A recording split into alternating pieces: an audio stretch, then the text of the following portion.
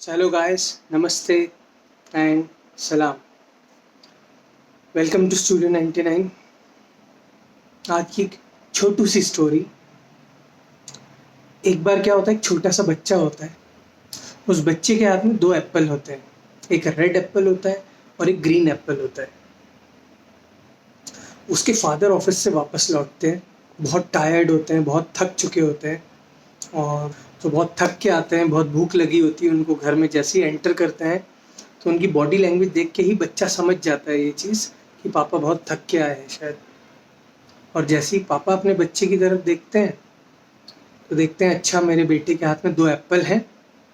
अब मैं जाऊंगा उसके पास, बैठूंगा और वो मुझे एक एप्पल ऑफर करेगा। जैसे ही पास में जाके वो बैठते हैं, इतने में बच्चा उनको देखता है, अपने पापा को देखता है और जल्दी से ग्रीन वाले एप्पल में से एक स्लाइस खा लेता है।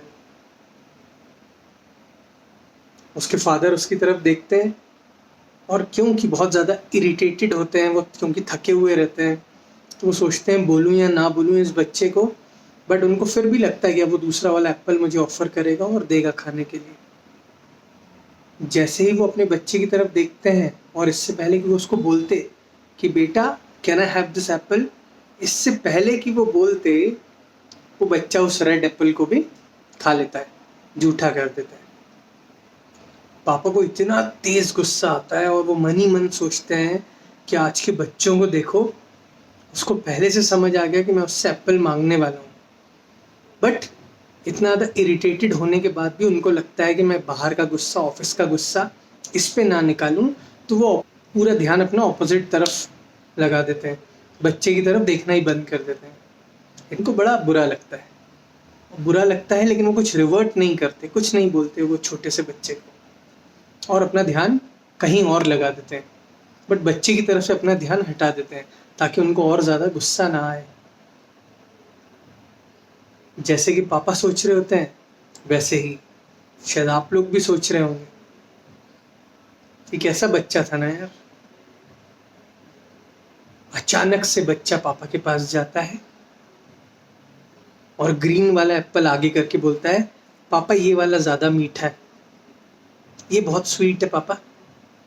आपको बहुत भूख लगी है ना, थक के आए हो ना आप, ये रेड वाला मत खाओ, आप ग्रीन वाला खाओ, ये ज़्यादा स्वीट है पापा। जस्ट अ थॉट, एक छोटे से थॉट से पूरी की पूरी कहानी बदल जाती है, पूरी की पूरी सोच बदल जाती है, माइंडसेट बदल जाता है। वैसे अगर ये मेरा वीडियो मेरा कोई भी स्टूडेंट देख रहा हो जो क्लास 12th पढ़ चुका हो, तो subject business studies, chapter directing, topic communication, सब topic barriers to effective communication, barrier number 2 I guess psychological barrier में, जिसको हम प्री कंसीव्ड नोशन बोलते हैं या फिर प्री मैच्योर इवैल्यूएशन भी बोल सकते हैं। शायद ये वही पॉइंट है कि ज़रा सा पहले देखा, सोचा, अभी कंप्लीट भी नहीं हुआ मैसेज, वो पूरा प्रोसेस भी नहीं हुआ और हम पहले से कंक्लूजन पे जंप कर गए।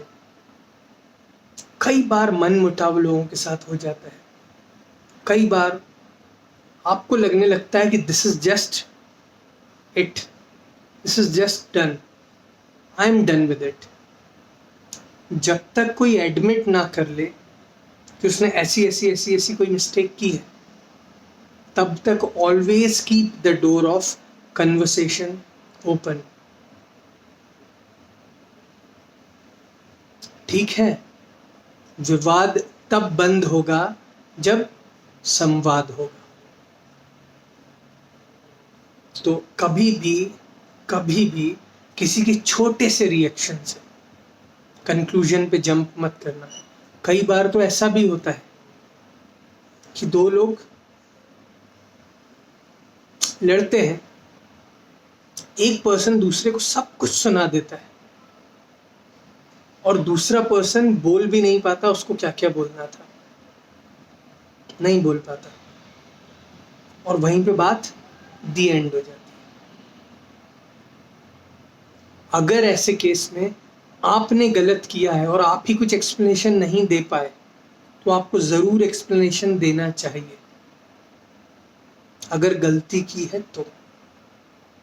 अगर आपने गलती नहीं की है फिर भी आपको बोलने का मौका नहीं मिला, leave it, let him decide what is good, what is better.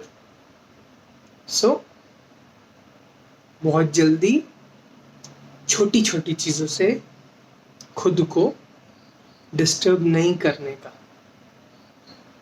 Never jump on conclusion by looking at the trailer. कई बार ऐसा भी होता है ना, ट्रेलर देखी, मूवी तो बहुत अच्छी लगी, ये मूवी तो डेफिनेटली देखनी है मुझे, गए इंटरमिशन तक तो जनाब घर पे बैठे थे। This happened with me actually. Jab Harry met Sejal, tango Charlie याद होगा तुझे, तो that's it guys. Moral of the story यही है कि बहुत जल्दी कंक्लूजन पे जंप मत करो, समय लो, एंड जो आपके साथ कुछ गलत कर दे उनको यार जाने दो, जाने दो। चलिए guys, bye bye, see you.